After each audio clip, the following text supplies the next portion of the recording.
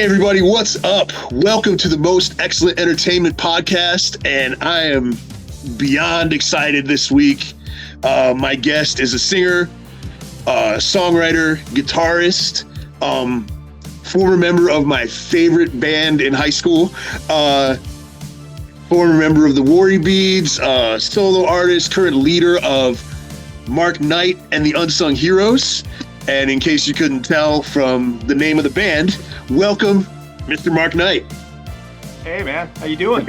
I'm doing great, man. Thanks for coming on the show. So I want to talk a little bit about how I got into your music and Bang Tango specifically. When I was about 15, I want to say, 1989-ish, someone like you was all over MTV. And I went down to SoundSpine to pick up the CD, or to pick up the tape at the time, and they didn't have it. It was sold out or whatever. So, but they did have Live Injection for like $4. So I got that, and I took it home, and someone like you wasn't on it, but there was so many cool songs that were. Like, it's crazy to me that Push to Shove never made it on a record. That's such a great song, man. Right on. That's so a rare nuts. one. Yeah, it's so nuts that didn't make it on a record. And then, I went out and got the cassette tape for the Black Roses soundtrack. And then eventually I made it around to get in Psycho Cafe. Man, I just loved the music. To me, it was so unique. And I'm a big fan of like Led Zeppelin and how they mixed like blues and funk into their music. And so to me, it spoke to me on that level. Like it was a throwback to Led Zeppelin. Like so many guys, so many press people compared you guys to like Guns N' Roses and the Cult and whatnot. But to me, it wasn't that. It was like further back than that, And the two lead guitarists was rare. Like people weren't really doing that. Tom Hamilton and Joe Perry would trade off sometimes, but not really in the same song, Yeah. Tiggs on the production side, like the drums were so dry, dude, and so snare heavy. Like you didn't hear that in hard rock, And then of course we were experimenting with a lot of different stuff, especially that live EP we put out. You talk about. Yeah, I love that, man. Like songs like there were some songs we just go into these psychedelic jams, which were real like Zeppelin influence, like Dazed and Confused, and you could hear it, dude. Like we just go off and we just do weird stuff. It was, at the time, one of the bands we were influenced was Jane's Addiction, and they were kind of doing that kind of stuff too. So we were like really into that bizarre kind of weird, space jams or whatnot, and we did a lot of those on that, especially on that first EP. Yeah, well, also like Attack of Life on the second one, where you go from Attack of Life into Stranglehold. Oh yeah. The second live record. That's a trip, man. Yeah, that is a trip. And I love Ted Nugent, but I had never heard that song. So you guys introduced me to Stranglehold. So we had to pay up some high royalties just for the riff one time. Just like that with the car, dude. Oh man, that is wild. But yeah, and of course Kyle, like when you got a bass player like that, you kind of have to serve what he does. I mean, there weren't a lot of hard rock bass players who were playing like that, And I think he was him and Tig were really, when we first started the band, they really got into the Chili Peppers, and but the Chili Peppers weren't that big then, and of course. But those two guys really got into this whole funky thing, and Tig and Kyle, and they really like kind of like brought that into the sound of the band with the riff stuff that I bring in, Yeah, for sure, man. It kind of pulled together. Yeah, I mean, even like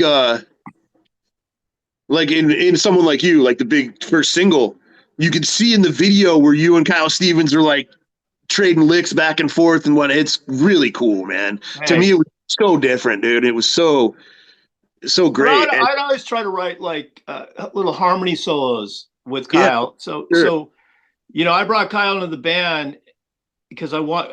The last band I was in was just only guitar player me. I wanted to do like some of those kind of like Thin Lizzy harmonies and stuff. And we started doing a lot of those because it just added a different element to the sound of the band, the dual guitar players doing harmony solos. And that was, I always kind of threw those in writing a lot of the songs, We'd always do like a little thing together, and then we'd either trade off or, which was Yep. Yeah. just an ingredient to the whole package of the musicianship in the entire band.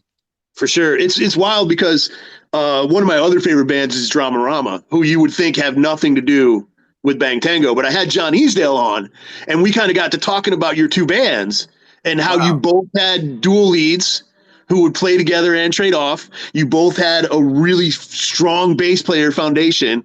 It's like there are similarities. Oddly Yeah, I enough, like between you guys Dramarama. They're and great. Dramarama. Great band. Yeah, yeah. John was a good dude to talk to too. Yeah, it was Awesome. fun. Yeah. So I do want to show one more thing, and unfortunately, I'm gonna have to bring my background down to do this. But I think this is cool. Hopefully, you'll get a kick out of this. Um, so when I was in high school, like I said, you guys were my favorite band, man. And a buddy of mine had given me a army jacket. And Right. I was the kind of person who, like, I wasn't in the army. I'm not going to wear an army jacket. So I started modifying it. So one day when I was in detention, my friend Cody, who was playing my guitar in my first band, drew this on the back of the jacket. Oh, damn. Yeah, dude. So next Wow, month, that's awesome. yeah, next month I will be 51. Obviously, the jacket is has fallen into shambles, but since I was 15 years old, I have kept that and hung it on my wall as like a flag. That's awesome, man. I love it. Send me a Yeah, picture of that. for sure. I will, dude. Yeah. But that's how much Bang Tango meant to me as a kid, dude. Wow, you wore the flag. You represented. 100%. So let's see. So you're 50, how old are you? 51? 51. Yep. All right. So you're about 9 years younger than most of the guys in Big Tango. So you were Yeah. a teenager when we were like hitting it. Yep, for sure. Yeah, I was about 14, 15 years old, man. And it was, you're on the East Coast, right? I'm actually in the Midwest now, but I grew up in upstate New York. That's what I read. Right. Yeah. I'm from Syracuse. I grew up in Ithaca. So big college town, lots of We different. played Syracuse a bunch of times. Yeah. You guys had a show in upstate New York where the stage collapsed, right? Maybe Rochester? I don't know where that was. I thought that was. Yeah, I actually thought that was in Orange County out here, but at the Hop, we played this place called the Hop. The stage collapsed, but it might have happened out there. I just don't remember. Yeah, I'm not sure, but I remember like reading about it in the magazines and stuff. And obviously, I was a kid, and I was like, dude, that wasn't too far from here. I could have been there. It happened a couple times. That's wild, man. So yeah, obviously, Bang Tango made great music. I actually just a few years ago paid like $100 for Love After Death. So I finally got to hear it. Yeah, finally got to hear it. Would you get a CD of it? Yeah, I got a CD like imported from freaking France or something, man. But, yeah. But it's great, But to me, Dancing on Coals was kind of the highlight, man. I love that freaking album. Yeah. Wow. A lot of people, a lot of fans like us thought that was a little bit watered down compared to the edge of Psycho Cafe, and then like we kind of revisited more of a heavier edge on Love After Death. Sure. I love Dancing on Coals. I mean, honestly, that's probably one of my favorite out of the band. I mean, I don't know. The last one we all loved, Love After Death. Yeah, it's a good album too. But I spent so much time, that was like our masterpiece, we thought, but it didn't even get really released. So, anyways. Right. Yeah, I love the melodies on Dancing on Coals. Like, I felt like you guys kept the funk and the blues, but you like, I don't know, songs like Last Kiss and Emotion. Yeah, a little different. It was a major different production. We used John Jansen on that one, and he was real blues and based and a little bit old school production. And he had just done the Cinderella record, and we liked the way that sounded. And we were trying to like inquire like more instrumentation in the band.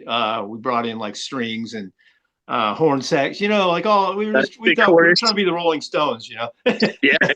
And that was as close as we got to it. Right. Was that Heartbreak Station that he did? Yeah, he had just done that. So that's where we met him. Me and Joe had actually flown out to one of the sessions. Tom Kiefer was doing a vocal at the studio in New Jersey, and we were like basically trying to court John Jansen, the producer, into like working with us. So they flew Joe out. We talked to him and hung out with Kiefer and stuff. They were cutting that record, and so that was cool. Yeah, I saw Cinderella on that tour. I saw them on my first ever like concert that I went to on purpose was Cinderella Winger and the Bullet Boys. And that was like a big freaking rock show, obviously, you know. Okay. And then I saw them with Extreme and David Lee Roth, and they came out with like bar stools and like acoustic guitars, and Really? it was a Nice. completely different thing, you know. It was like, wow, what is Cinderella doing these days? But it was cool. It was fun, and I mean, I Yeah. think obviously like you're not gonna out showman David Lee Roth, so it's probably a smart move on their part, you know, to Yeah, like yeah, yeah. That kind of lineup really didn't match, I don't think. But interesting, yeah. that sounds like a Kiefer move, definitely. Yeah, yeah. Yeah, He's like, hey, we're not gonna, and Nuno Betancourt is yeah, yeah. The shredding like, and all that. Yeah, we're gonna sit down and freaking play our instruments, and you yeah. know, Play some blues, play some yeah, real songs, break yeah. it So it down. was, it was Yeah, a good great show, singing. man. Yeah, Yeah. really good show. But once I'm so excited, man. I don't know if you can tell. So if I talk over you or whatever, I apologize. I'm trying to give you space, but I'm just like, Oh, it's all good, this is man. such a big deal to me, dude. You're fine. so, after the Bang Tango, after Bang Tango dissolved, I'm basically like things didn't go the way that you guys wanted it to with the third record. Obviously, you formed the Worry Beads, right? With Kyle and Tig. Yeah. Um, yeah. Yep. So I was really excited to hear that music, and I couldn't find it anywhere. So Really. yeah, it was hard to find in the stores, man. So I Yeah, never. we didn't have any label or anything. I just Yeah, basically at that time it was just me and Tig and a couple other cats. Kyle Stevens hadn't joined that till later. okay. And we put out a 6-song EP called Broken Down, Right. which, we recorded on an 8-track at my old house. And that was just the start of the band. And, Yeah. I was going in this whole singer-songwriter direction. I started to evolve as a songwriter, singer, and a lot of the songs were written from acoustic, and then brought in, I electrified those songs Yeah. and formed Worry Beads, and that's how that band started. Right on. Yeah, Yeah, it's funny because I can find it. You have it for sale on your website, right? yeah. I Yeah, put I the I just put the Broken Down up there. It's only we did a live record at the Mint, but I okay. didn't like it, so I didn't even like put it on my catalog to sell. But Sure, sure. all that's really out of the Worry Beads is just that Broken Down EP, which is only 6 songs, and then let's see what else. We did a demo with Bernard Fowler from the Rolling Stones. He's a background singer. He produced a really really great demo, but we never did anything with it. It was to shop Okay. for labels, but we never got picked up. So there's no full length Yeah, record of any Worry Beads. right on. Yeah, Oh well, wait, like wait, what am I talking about? We did another one later on. We did okay, this other one called Iron Spitting Horse. It was a full. okay. You love this. Have you heard Oh, it?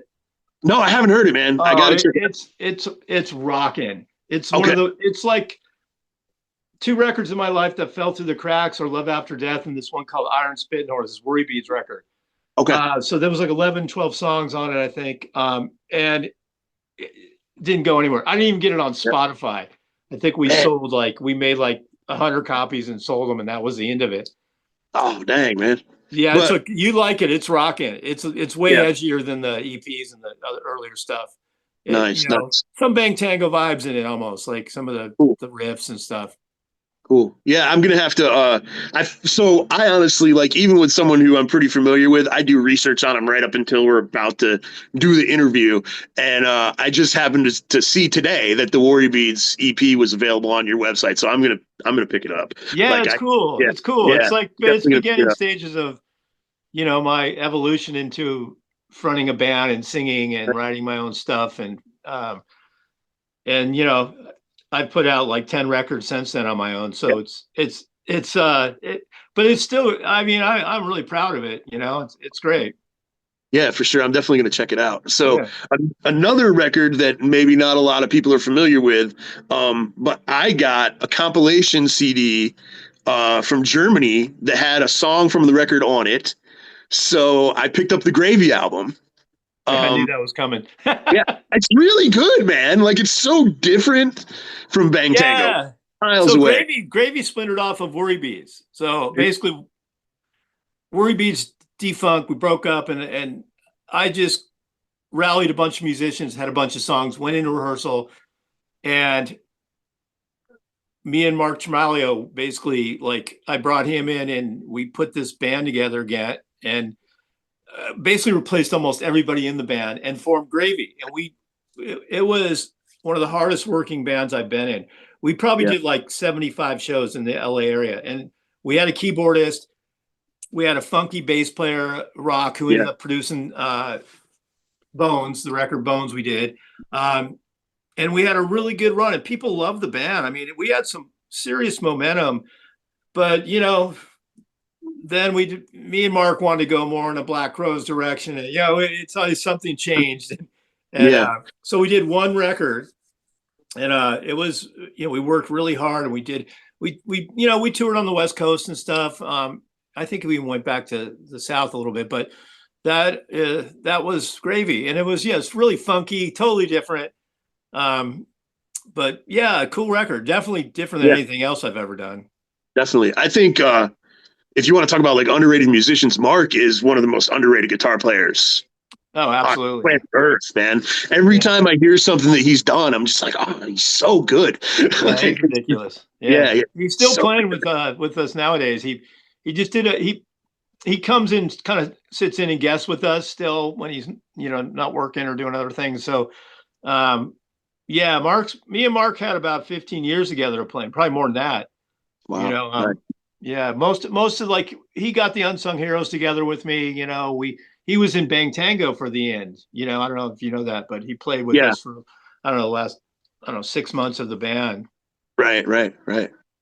Yeah. So another person who you've played with for a really long time is Tig. I mean, he's in the Unsung Heroes, which, I mean, if we want to segue into the Unsung Heroes, that music runs the gamut. Like, there's Stonesy stuff, there's really acoustic stuff, there's like bouncy, almost pop, like hard rock pop. Right. Yeah, I mean, it's everything. I mean, and it's really, really good. I was so surprised by like how diverse the music was, and I personally really enjoy it. Like, I've been listening to it a lot lately to get psyched up for this, and Nice.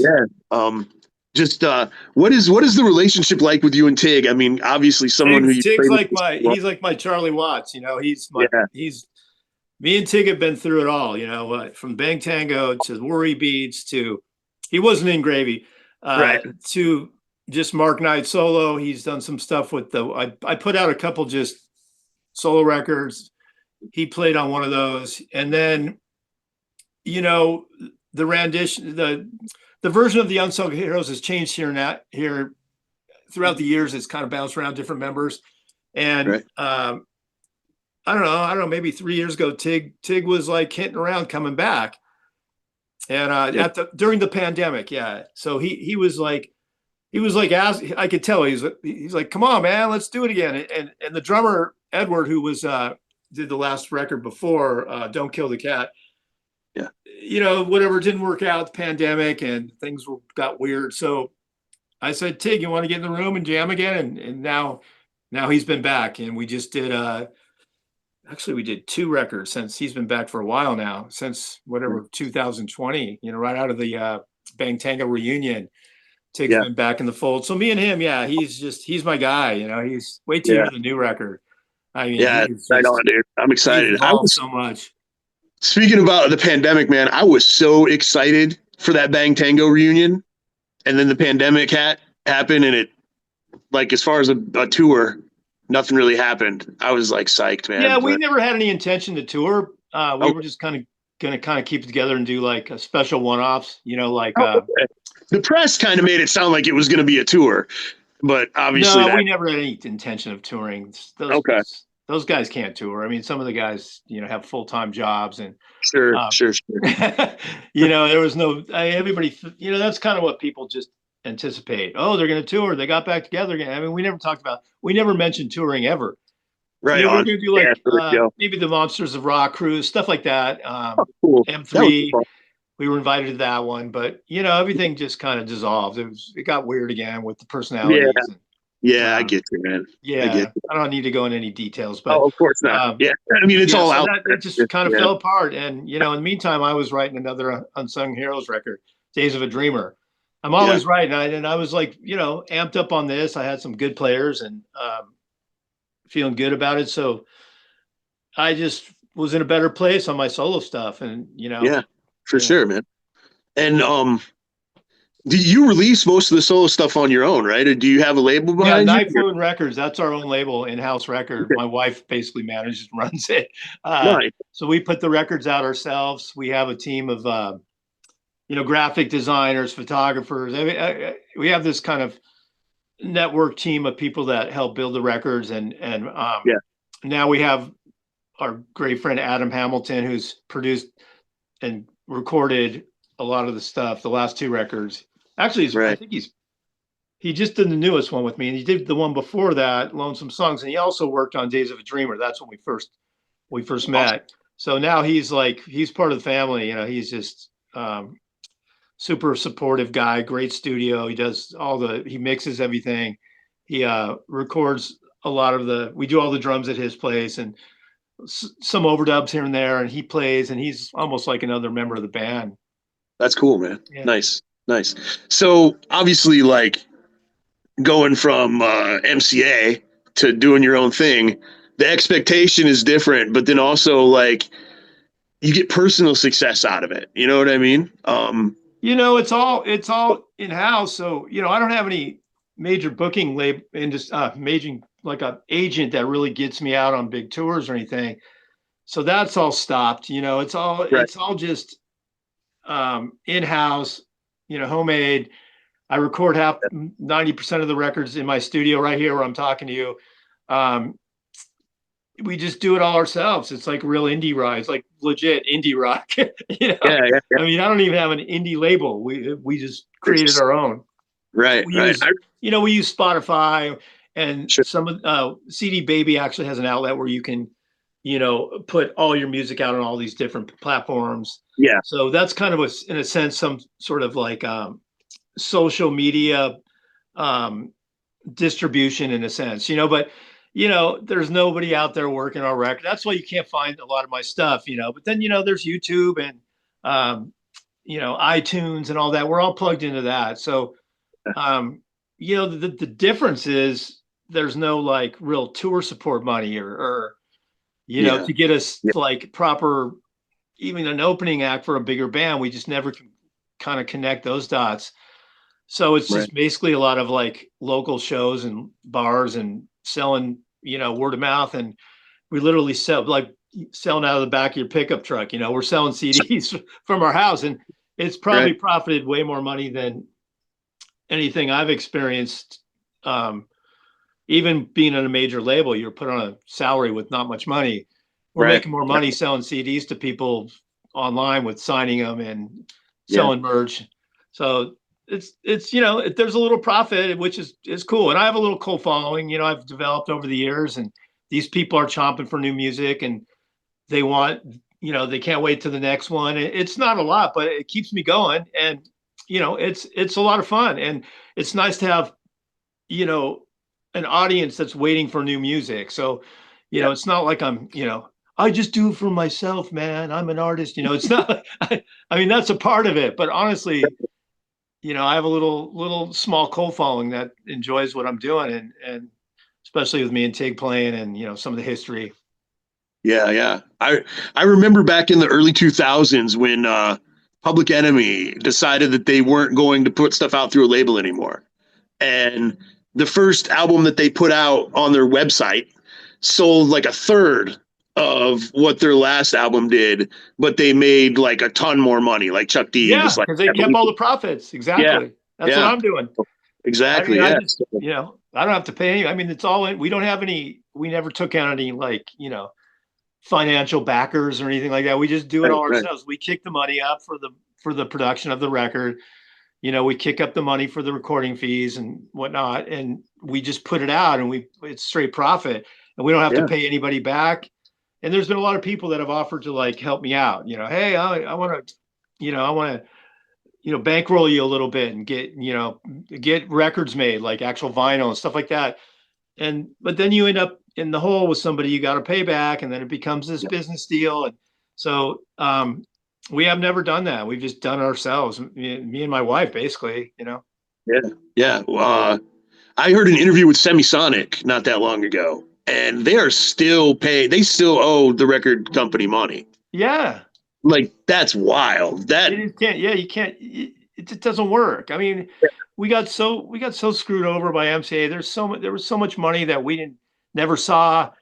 And we couldn't find out where it was going or who's collecting these. We almost went gold on Psycho Cafe, and we were still getting $200 a week.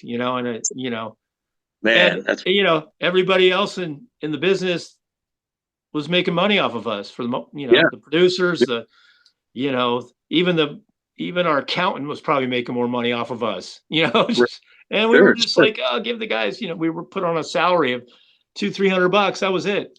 And then when we tour, we get like a per diem. So that would be another $200. So we were killing it. We were making $400 a week. Meanwhile, records like, 52 on Billboard charts. Like, wait a minute, what's wrong? What's happening here? Yeah. I remember Mr. Big. We were just kids, so we're like, oh yeah, we're gonna be rich later. We'll get it all, eventually. Yeah. That's how it was.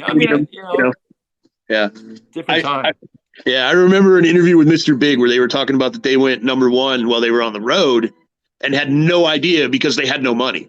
They were like, we were broke, and our album, our song was #1. Yeah, crazy, man. I mean, that's what they do, because we're all young kids and we're just like, we're just excited. We're on a tour bus and we don't have to. We don't have to work. We're just like, you don't even think about it. Meanwhile, when your record's blowing up and selling like 15,000 copies a week, and you're sitting there still like getting $200 a week for to pay your bills back home while you're on a tour bus. You don't really think about it, but then if you really do the math and you realize that somebody's making a lot of money off of us right now, not us. Right. That was kind of the story, of the 80s and 90s, like big feeding frenzy signings based on a sound. And then there's not enough money to go around for the musicians because the record companies needed to be rich, I guess. I don't know. Yeah, so being an independent artist like I am now, like, I sell 3 CDs at, with the signed CD, that's $75 coming in. I mean, that's just like, I send it out, we get paid, we get paid. I don't have to pay anybody. It's like, wow, like I'm actually making money off music. Yeah, that's awesome. A lot of bands nowadays are, they just, all they can do is tour because there's merch money to make off their t-shirts and all their merch, their hats, whatever. Sure. They're not making a lot of money guarantees. A lot of these bands, even that's shut down as far as like, making 10 grand a show or whatever that is, so, and plus it costs so much to get out there these days and travel. Mm-hmm. And then depending how many members in the band, you got to pay all them, it's just, it's tough to make money on music these days. So I found a little way to do it. Just, sell my CDs out of my house. There you go, man. There you go. I'm going to see Enough's Enough on the 11th in a restaurant. So I'm interested to see how that goes. Yeah. It'll be them and Pretty Boy Floyd and Trickster. But there's a young kid, Christian Shield from Texas, who's opening the show, and that's actually the main reason I'm going. I've actually already, I saw Trickster and Enough's Enough in their heyday, back in the day. Yeah, I mean, those bands are still working. I mean, there's. I'm not saying there's no money to be made, but you got to really work hard. I mean, those guys do these long tours, and you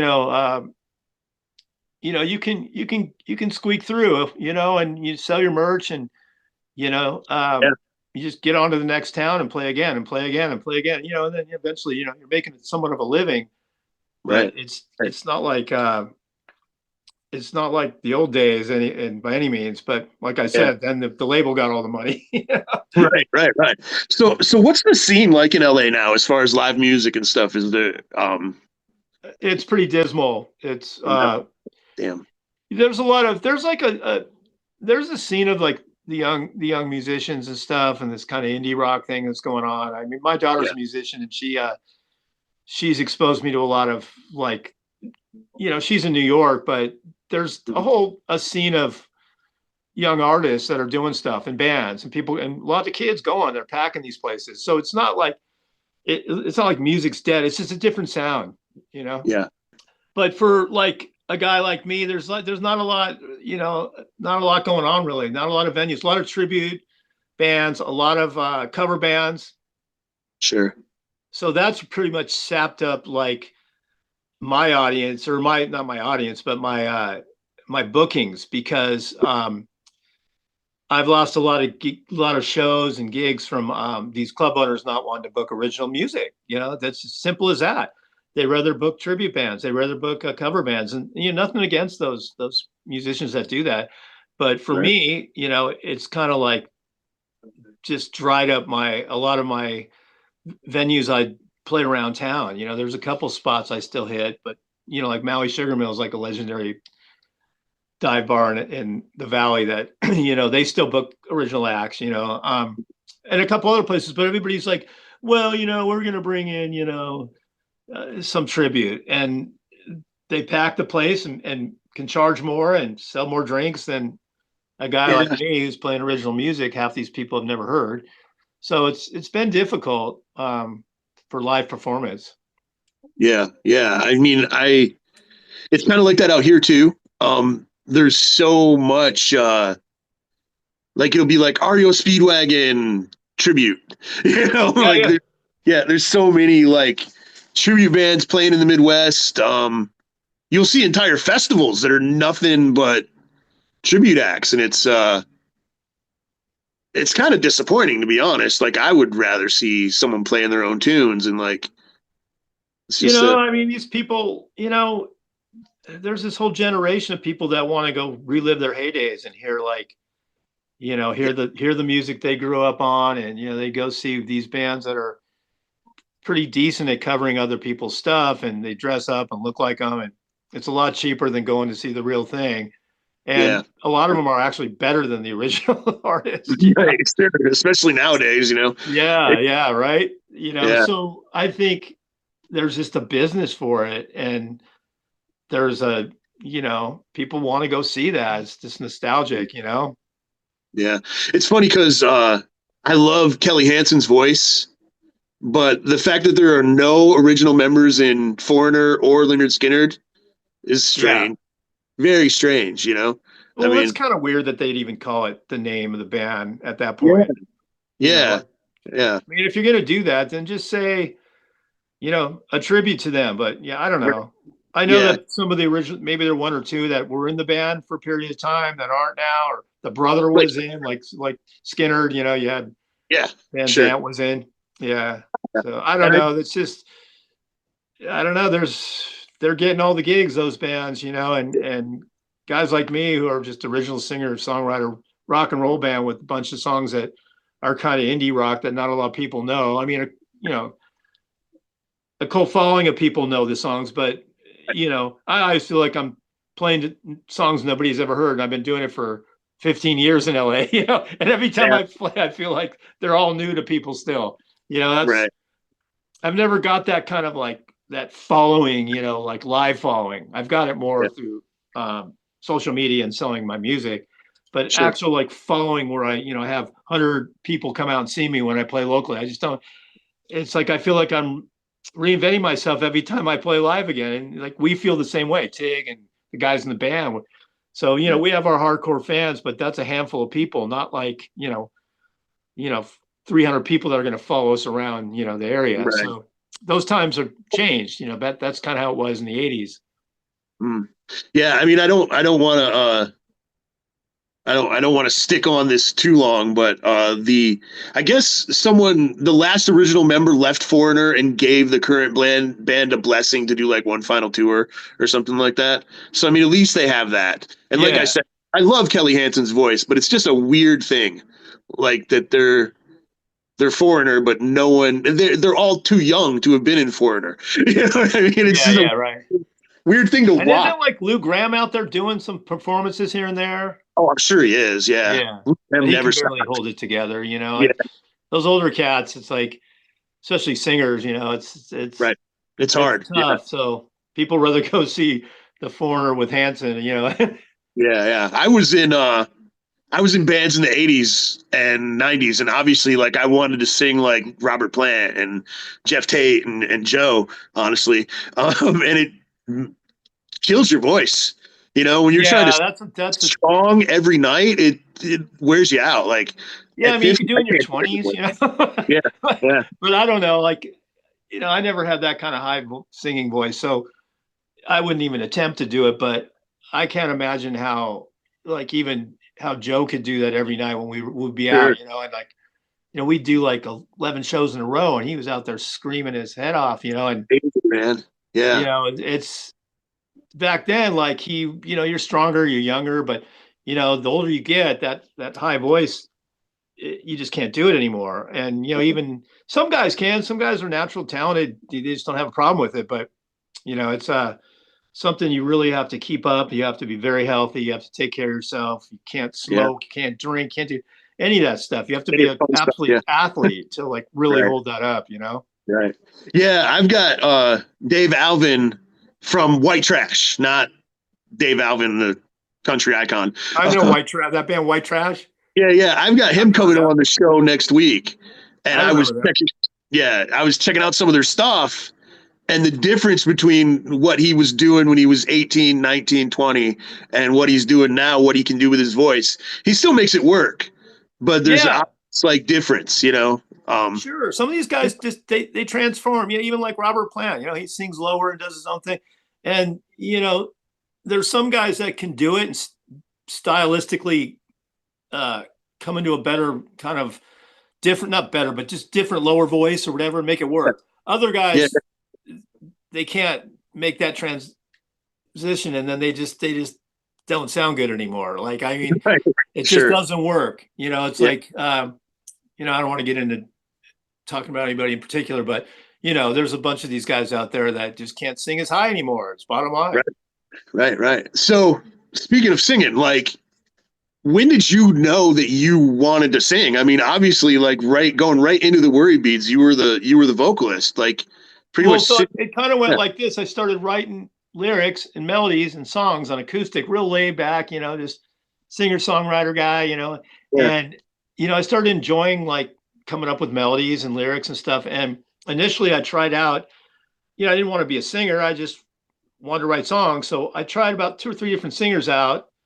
Um, and every singer that would get in the studio with me, or I'd like give them the lyric, give them the melody, and sing. And then eventually they'd just be like, "Well, you should just sing your own songs, man. You know, just keep working at it. You know, you got some ways to go, but yeah, I just think that you sound better just doing it yourself. Why don't you just work at it?" So then I decided, okay, I'll give it a shot. And I mean, it took me years yeah. to get it together. You know, and I'm still getting better and better, but it took so long, and I got beat down by everybody. Ah, you can't sing. I had like, you know, a manager tell me, oh, you need to get this guy to be your singer and give it up. And I said, I enjoyed doing it. I'm going to keep working at it. And I kept doing it. And I developed my own kind of style. And it went with my songs and my lyrics. Yeah. And it's a stylistic approach. It wasn't like I was trying to be some big lead singer like Chris Cornell or something. You know, I love those Right. guys, but I just Yeah. knew I wasn't, you know, I was a player, singer, songwriter. So it all, you can make that all work. There's so many successful musicians that do that. So I started looking at guys like Tom Petty and, you know, these type of guys that I can mold myself around and actually pull that off. And it just got better and better. And that's how I fell into it. Nice, nice. Yeah, I think a lot of what if you don't have like a Chris Cornell voice, which who does? Right. A lot of what helps is the songs, you know, like Yeah. Neil Young and Bob Dylan Yeah. and Petty, Jay Mascis. They all write like great freaking songs, even if they're not classically amazing singers, you know. Yeah, you know, it's a stylist thing too. And you know, my vocals got better. I started doing stuff I never, you know, could pull off before as a, you know, earlier beginning singer.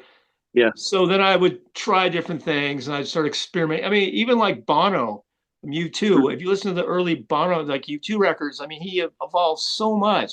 Some of these Yeah. guys, some of these guys just get better in time and instead of decline. And, Yeah. they Yeah. just become better vocalists. They become more fine tuned, and I worked hard at it. And all of a sudden I was getting a lot of compliments on my singing, not as much, as opposed to just my guitar playing. So then I started realizing, hey, I'm getting it together here. And then the overall thing was the songs. You're right. Like the songs are what really is the strength I feel behind what I do.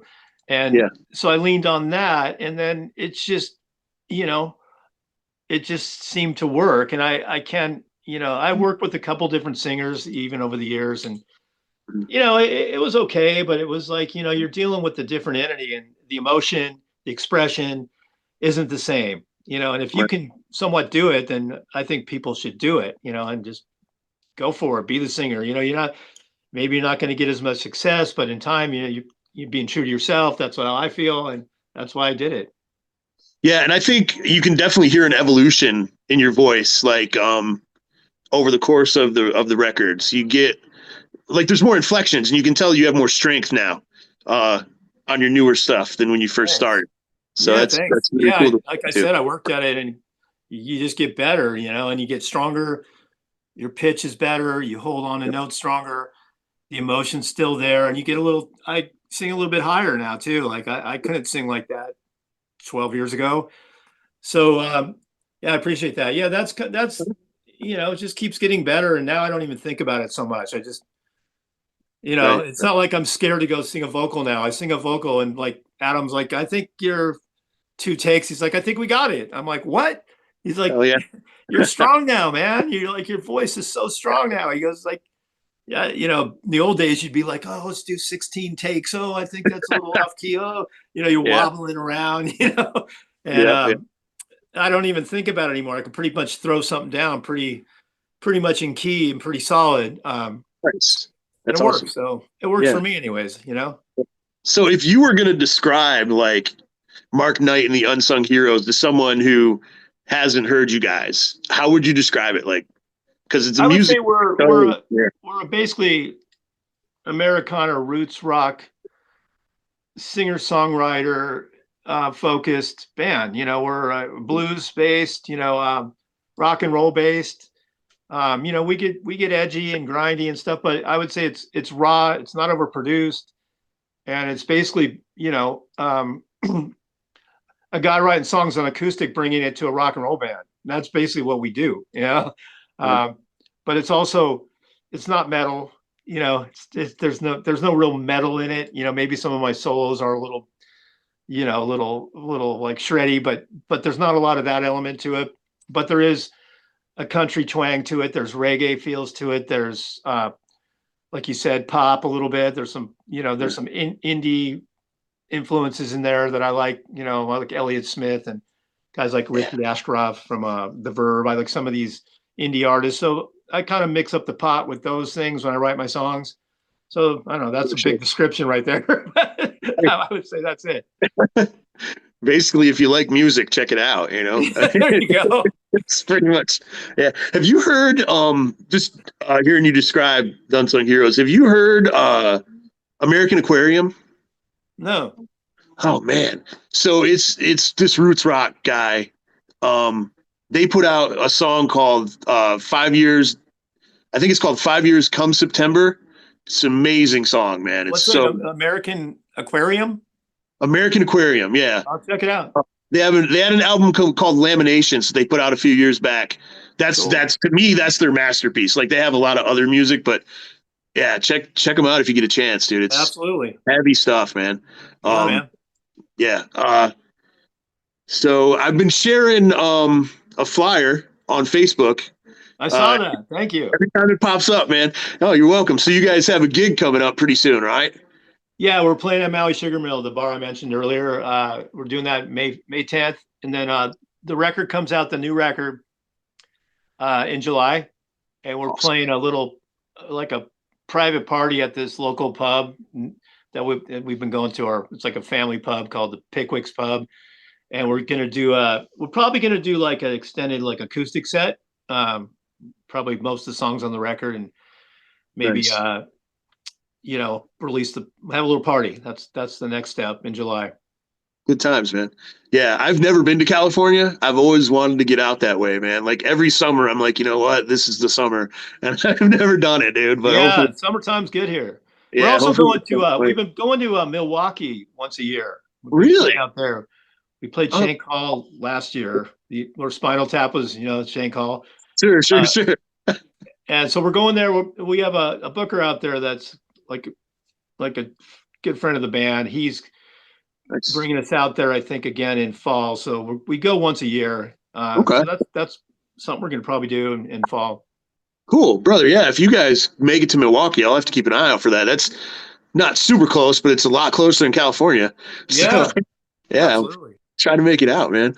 And if people want to, obviously you're on all the streaming services, but if people want to pick up Mark Knight and the Unsung Hero CDs or any of your other stuff, how would they do that? Our website, markknightandtheunsungheroes.com, has a store with I don't know, there's 10 CDs on there. There's some merch, there's posters, we're kind of out of a lot of stuff now. We got to restock up because we haven't been playing. We've been doing this record, but yeah, you get all the music on there. You buy direct, physical copies. There's signed ones. There's even some Bang Tango picks with the 2020 reunion picks that I have with my signature. Nice. So like if you're interested in that, that's where you go. And then, we're on iTunes, we're on Spotify, all that. You can listen to music there for free because we don't get any of the money for that. Yeah, of course, nobody does. None of us do. It's wild, dude. I have a friend who's a musician, and he completely does everything himself. It's home studio. He uses Kunaki to produce the CDs because he doesn't. But Kunaki is very reasonable in production. He had over 1 million total streams last year over all platforms, and Wow. I think maybe he made $100. Yeah. Yeah. Yeah, That's he goes through DistroKid and they send him, whatever they send him. Yeah, we get, like I said, I mean, I get a check from CD Baby who collects all the stuff I do, and it's minimal. It's not much. Yeah, streaming. There's a lot of sales too on those. They sell they sell the record for $9.99 on iTunes or something. Right. And we get 4% of that or something. I don't know what it is. It's just nothing. So like I said, the best way for us to make any money is just the physical copies we put out. Yeah, that's what I was going to say. If you want to get Mark Knight's music, go to his website, man. Yeah, man, absolutely. Yeah, right on. Well, man, I appreciate you so much for spending time with me. You got it. Man, this month, from just the people who I talked to this month, has made this whole entire podcast worth it. I can't wait to talk to Dave next week. And so I'm very cool, man. Well, thanks for having me. I appreciate you giving me the time and doing all the research and asking cool questions and I do my best, man. Not being informed. Some people aren't informed when I do these things, and they're it's funny. I don't like to toot my own horn or whatever, but I try to have conversations with people, and if you're going to have a conversation with someone, you need to know things about them. You can't just be like, so Ranger, tell me. You study my solo stuff a lot, and you seem to, some people don't. They kind of want to do this whole Bang Tango nostalgic interview with me, and I mean, I don't mind talking about Bang Tango, but let's get up to date a little bit with what I'm still doing here. 100%. You're right there, man. So thank you. Of course, man. Thank you so much. So like I said, next week we will be talking with Dave Allen. In April, because it's April is the funniest month of the year. We got 3 stand-up comedians coming on, so that'll be fun. Oh, that's cool. Yeah, awesome. yeah. And then at the end of the month, we're talking with the bass player from the Muffs, which is going to be wild, man. So yeah, this next couple months are going to be a lot of fun. I'm excited, man. But I want to thank Tyler Martin, who is going to clean this thing up and make it look beautiful. He didn't show up for the recording. Tyler, where are you? But anyway, I know he didn't get much sleep last night. Well, at least one of you guys made it. Yeah, if I wasn't here, we'd be screwed. But thank everyone so much for watching the podcast, man. I really just started this thing to have cool conversations with the creative people, and the fact that anybody watches it still blows my mind. But I'm glad that I have an outlet to introduce people to cool stuff, and yeah, it's just, this has been so much fun, and we're gonna keep it going. And please tune in next week for more Most Excellent Entertainment.